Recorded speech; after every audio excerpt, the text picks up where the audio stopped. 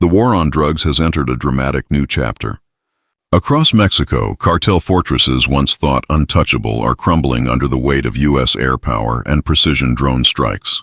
What was once a shadow conflict is now an open campaign aimed at tearing down these criminal empires at their core. The question is no longer if the cartels can be challenged, it's whether they can survive this storm.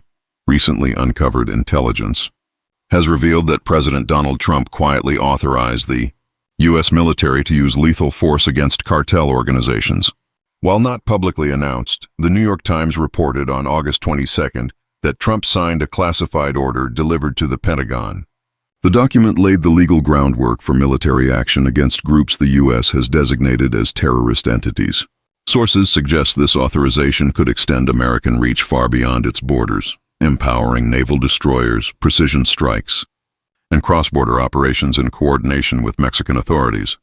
One bold option under consideration involves setting up forward operating bases inside Mexico, staging raids, and capturing cartel operatives directly on their turf. Early signs of preparation are already clear. Back in April, 2 destroyers were deployed for border security operations. The USS Gravely sailed into the Gulf of Mexico, while the USS Spruance moved along the west coast. At first, analysts viewed these moves as symbolic, but in light of Trump's authorization, their positioning now appears far more strategic. The timing and targets of any future strike remain tightly guarded secrets. At the same time, the CIA has expanded its covert use of MQ-9 Reaper drones over Mexican airspace. Originally launched under the Biden administration, these missions now focus on tracking cartel convoys and identifying hidden fentanyl labs. The Reaper isn't just another drone, it's a hunter. With a wingspan of 66 feet, a range of over 1,000 nautical miles, and the ability to remain airborne for more than 30 hours, it circles its prey with unrelenting endurance. Its advanced sensors pierce through clouds, darkness, and smoke, mapping the battlefield in stunning detail while tracking dozens of moving targets at once. Though the Reapers flying above Mexico are currently unarmed, they were designed to carry precision-guided missiles and smart bombs. Their presence alone sends a chilling message. The skies belong to America. Meanwhile, U.S. surveillance efforts extend beyond drones. Navy P-8A Poseidons, Air Force RC-135 rivet joints, and even the legendary U-2 Dragon Lady have been observed monitoring cartel activity from the skies. Each aircraft brings its own cutting-edge technology, feeding a constant stream of intelligence to both U.S. agencies and Mexican forces. The Poseidon, for instance, may look like a civilian 737 airliner, but beneath its skin, it's a fully armed surveillance warship of the skies, capable of dropping torpedoes from 30,000 feet and fitted with some of the most advanced radar systems in the world. It transforms the hunt for cartel networks into a precise science. With destroyers at sea, Reapers in the air, and intelligence aircraft scanning every corner of the battlefield, the U.S. has unleashed a level of pressure the cartels have never faced before. What happens next could redefine not just the drug war, but the very nature of cross-border military power. Air systems now aim to field deployable anti-sub and sub-hunting UAVs that can be launched directly from the Poseidon, turning a single platform into a multi-role sensor and strike node. The Poseidon itself carries 6 auxiliary fuel tanks to extend on-station endurance and operates alongside high-end ISR assets. The RC-135 rivet joint for signals intelligence and the U-2 Dragon Lady probing the edge of the stratosphere.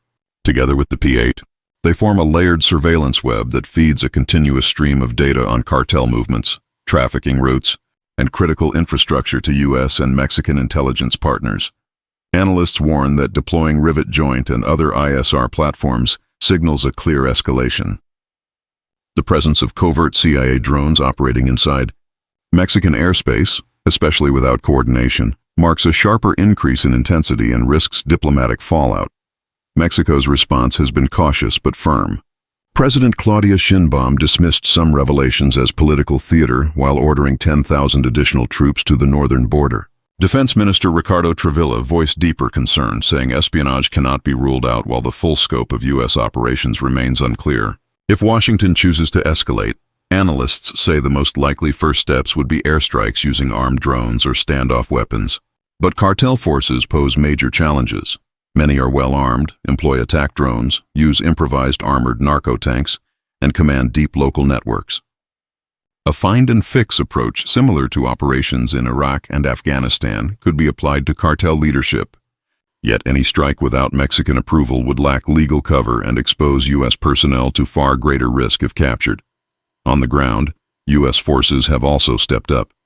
By April, troop levels along the border reportedly surged to as many as 10,000, a steep rise from roughly 2,500 earlier in the year. Ground units have been reinforced with heavier equipment, including Stryker armored vehicles once seen in Iraq and Afghanistan. By June, about 100 had been introduced into patrol formations. Their arrival represents a significant boost in mobility, protection, and deterrence along the frontier.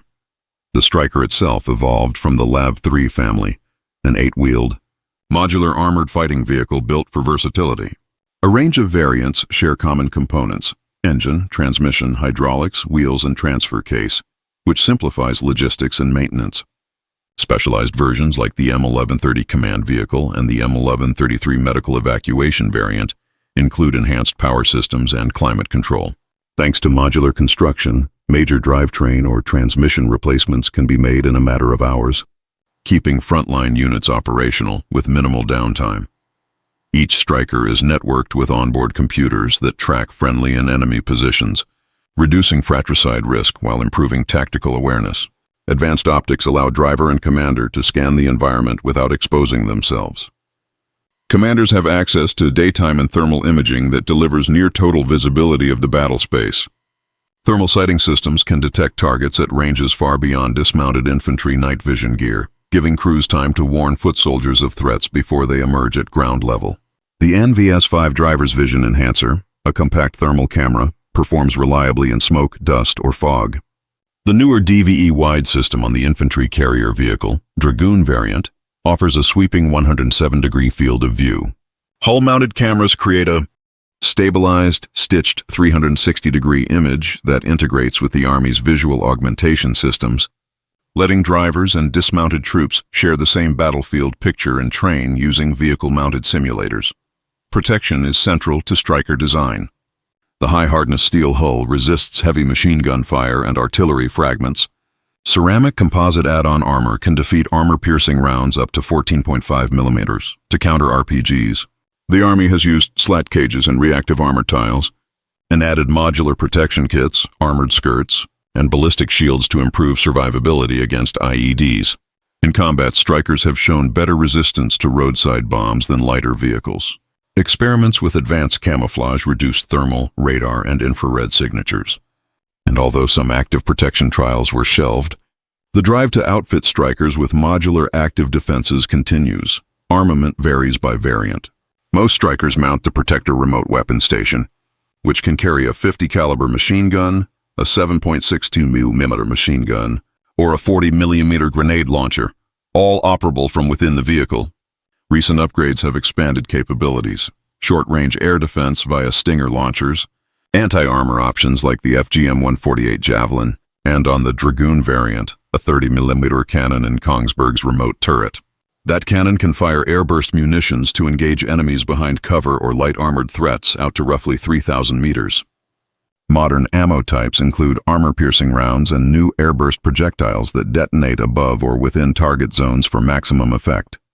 Back in the air domain, the Poseidon sensors have been augmented with advanced airborne sensor packages and work in tandem with high-altitude unmanned systems like the MQ-4C Triton for persistent surveillance. Boeing has even proposed signals intelligence variants to broaden the P-8's mission set.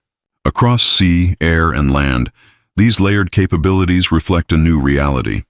The border is no longer a single line on a map, but a complex battle space where technology, politics, and local actors collide, and the consequences will be felt long after the headlines fade.